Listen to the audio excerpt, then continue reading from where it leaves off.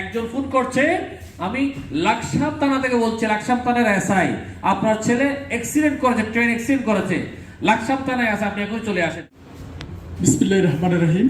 দেশ এবং প্রবাস থেকে এই মুহূর্তে যারা দেখছেন সবাইকে আসসালামু আলাইকুম।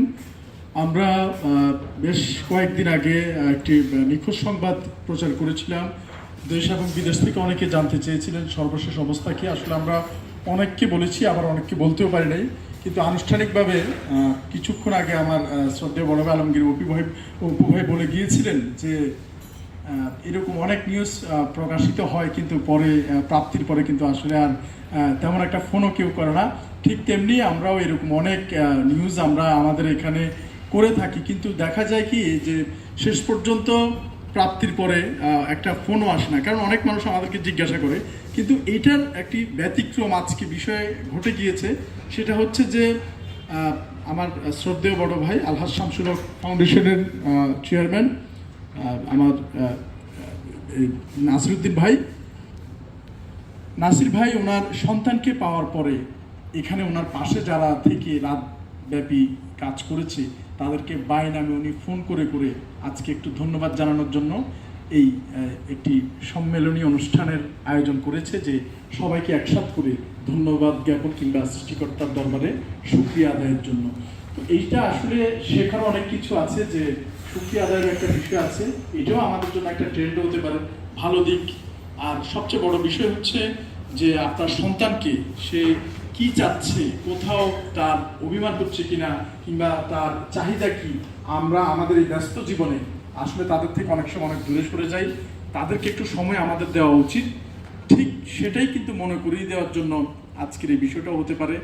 এবং পাশাপাশি যে আব্দুল্লাহ নাসির আমাদের যে প্রাণের স্পন্দন, ওকে একটু দেখাও মোবাইলে, হ্যাঁ একটু একটু দাঁড়াও, এখন ভালো লাগছে, আর কখনো পালাবা? যাই হোক, ওর হাসিটাই আমাদের আসলে সে বাসা থেকে বেরিয়েছে সরল মনে, কিন্তু তার সাথে অনাকাঙ্ক্ষিত কিছু ঘটে যাওয়া হচ্ছিল, সেই হওয়াটা থেকে আল্লাহ পাক ওকে হেফাজত করে আবারও তার মা বাবার বুকে ফিরিয়ে দিয়েছে। কারণ আমরা যখন আমাদের অনেক সময় দেখি কি যে যখন এরকম হারানো নিউজগুলো আমরা করি, তখন দেখি যে বাবা মায়ের কীরকম আহাজারি কাছ থেকে দেখেছি, সেই অনুযায়ী নাসির ভাই অনেক আল্লাহর উপর তাওয়াক্কুল করে শক্ত ছিল। এবং ওনার সহধর্মিনীকে আমি সামনাসামনি দেখি নাই, কিন্তু অনুভব করেছি যে ওনার ভেতরকার অবস্থাটা যে কি হচ্ছে। আমি এটা কয়েকবার ভাইকে জিজ্ঞাসা করেছি, সেটা আসলে ভাষায় প্রকাশ করার মতো না। তারপরও আমাদের মানবিক অঙ্গনে অনেক অনেক বড় বড় ভালো কাজ করা, এবং আমরা যাদের থেকে কাজ শিখি, আমাদের শ্রদ্ধেয় বড় ভাই নাসির ভাই, ওনার যে ধৈর্য, সেই ধৈর্যটা থেকে আমরা অনেক কিছু শিখেছি সেদিন। এবং আল্লাহ পাক ওনার এই ভালো কাজগুলোর উছিলা, আল্লাহ যে ভালো কাজের প্রতিদান দুনিয়া এবং আখিরাত দুটো জায়গায় দিবেন, দুনিয়াতেও যে দেয়, উনি কিন্তু খুব একটা বেশি সময় ধরে হাহাকার করতে হয় নাই। আল্লাহ ওনার বুকে ওনার মানিককে ফিরিয়ে দিয়েছে। এবং পাশাপাশি আমাদের যে ভাইরা রয়েছে, তারা যে যে অক্লান্ত পরিশ্রম করেছে সেটা আসলে বর্ণনাতীত। এই সব এই ভিডিওর মাধ্যমে দেশ বিদেশ থেকে যারা শেয়ার করেছেন, খোঁজ খবর নিয়েছেন এবং জানতে চেয়েছেন, এবং সর্বশেষ আপডেট আমাদের আব্দুল্লাহ নাসির আজকে আমাদের মধ্যে উপস্থিত রয়েছে। এবং পাশাপাশি মানবিক ভাইদের মধ্যে আমি স্পেশাল ধন্যবাদ জানাবো আমাদের রাশেদ ভাইকে, কারণ এই নাসির ভাই জায়গায় যদি আমিও হতাম, আমার আদরের সন্তান হারিয়ে গেলে, ও তো মেজো নাকি বড় বড় বড় পুত্র নাসির ভাইয়ের, আমারও যদি এরকম বড় সন্তান হারিয়ে যেত, আমি কিন্তু আসলে বুঝতে পারতাম না যে আমার কোথায় যাওয়া উচিত, কি করা উচিত, করণীয় কি, কোথায় খুঁজবো। আমার তখন মাথায় কিন্তু কাজ করবে না।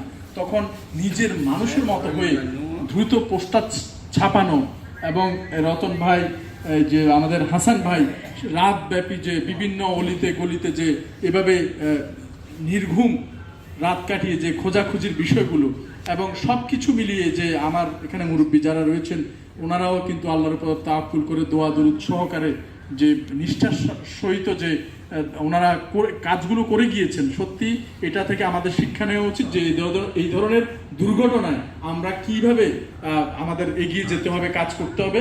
শুধু এটা একটা প্রাপ্তি সংবাদ না, এটা একটা শিক্ষা, এটা একটা অনুভূতি, এটা একটি সামনের দুর্যোগের কর্মপ্রেরণার উৎস। যার যার জায়গা থেকে যেভাবে নিবেদিত হয়েছে, সত্যি অসাধারণ। সবাইকে অসংখ্য ধন্যবাদ জানাচ্ছি। পরিশেষে আমি দেশ বিদেশ থেকে যারা দেখছেন, বা এই বিষয়টি সর্বশেষ আপডেট জানতে চেয়েছেন, আমি নাসির ভাই থেকে শুনতে চাচ্ছি যে আপনার অনুভূতি কিংবা শেয়ার। আমি গ্যাস ভাইকে অনুরোধ জানাচ্ছি নাসির ভাইকে একটু দেওয়ার জন্য যে হ্যাঁ। তো ইনশাল্লাহ আমি চাচ্ছি যে নাসির ভাই এই বিষয়টি যদি আমাদের যে সমস্ত ভাই বোনেরা দেশ থেকে এবং দেশের বাইরে থেকে, বিশেষ করে ইউএসএ থেকে অনেকে উদ্গ্রীব ছিলেন, এবং আপনাদের যে আকুণ্ঠ যে ভালোবাসার জায়গাটুকু, এবং আল্লাহ তাআলা যে ওনাকে আবারও এই ওনার বুকে ওনার বড় সন্তানকে ফিরিয়ে দিয়েছে অনাকাঙ্ক্ষিত কিছু ঘটার আগেই, সেই বিষয়টুকু যদি ভাই একটু আমাদের সকল সামাজিক এবং স্বেচ্ছাসেবী দেশ বিদেশের সবার উদ্দেশ্যে যদি একটু বলেন।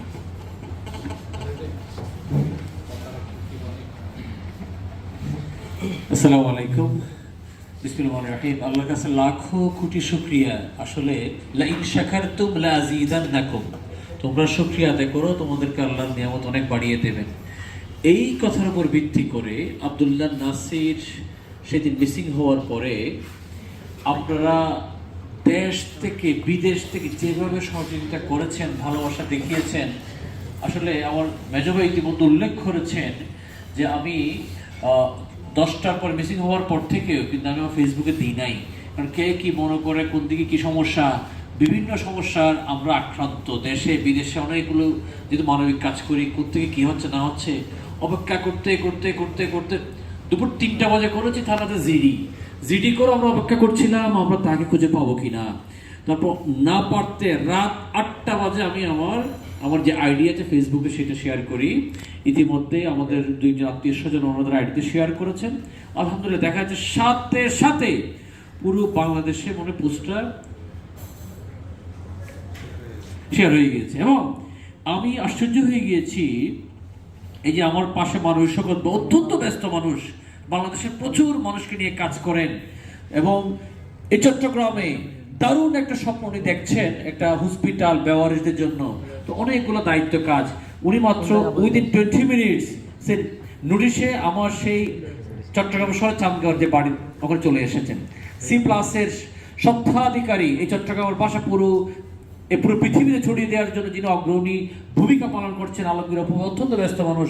ওদের রাত্রে যে এসেছেন, আমার বাসা থেকে বের হয়েছেন রাত 2টা বাজে।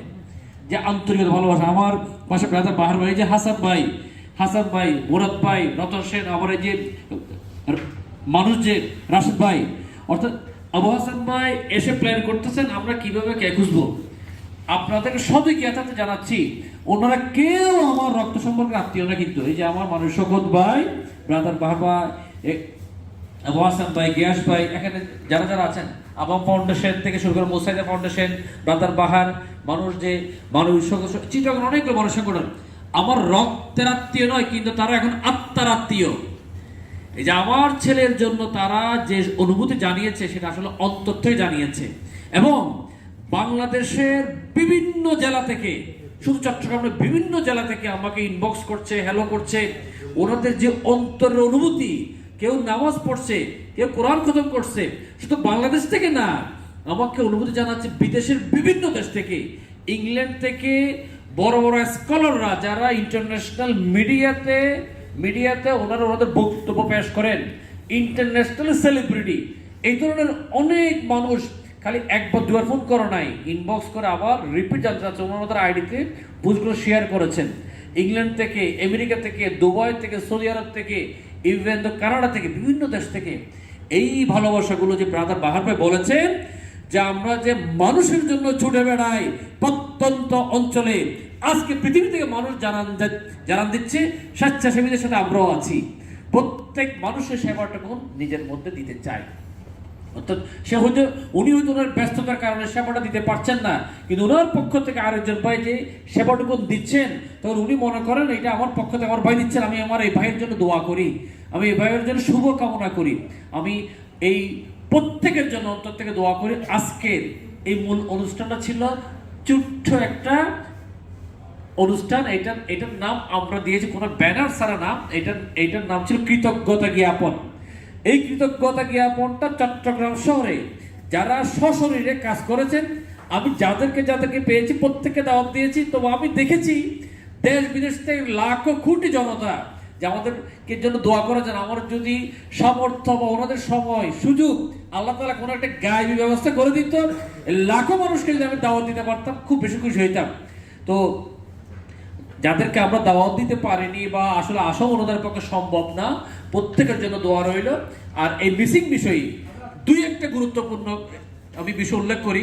আজকে এই স্বেচ্ছাসেবী ভাইরা নিজেদের মূল্যবান সময় দিয়ে যেরকম আব্দুল্লাহ নাসিরের জন্য ওনাদের সময় দিয়েছেন, পাশাপাশি আর একটা স্বার্থান্বেষী মহল, আমি বলতে বাধ্য হচ্ছে স্বার্থান্বেষী মহল মানুষ যখন বিপদে পড়ে তার সুযোগটা নিতে চায়।